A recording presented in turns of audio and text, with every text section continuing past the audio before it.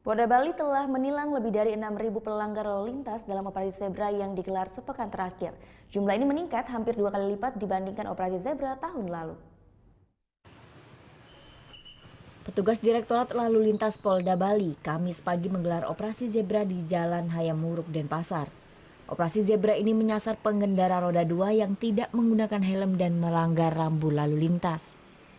Dalam waktu 1 jam, petugas menilang puluhan pelanggar yang didominasi pengendara tidak menggunakan helm.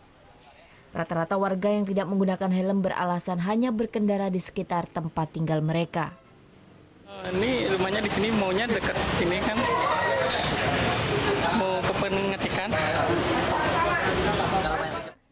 Ditlantas Polda Bali mencatat selama sepekan operasi zebra digelar sudah 6.263 pelanggar yang ditilang. Jumlah ini meningkat hampir 2 kali lipat dibanding pekan pertama operasi zebra tahun lalu, yakni 3.585 pelanggar. Pelanggaran terbanyak adalah pengendara tidak mengenakan helm, yang mencapai 1.400 lebih.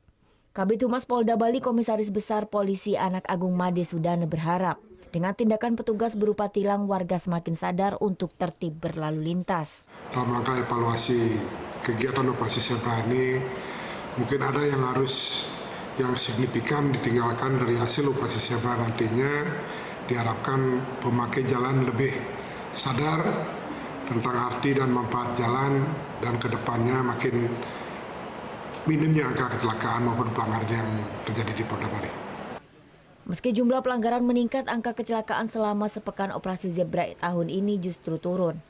Tahun lalu jumlah kecelakaan pada pekan pertama operasi zebra tercatat 24 kejadian. Sementara tahun ini hanya 20 insiden.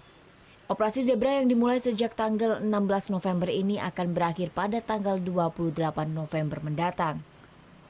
Muhammad Hasanuddin melaporkan untuk NET.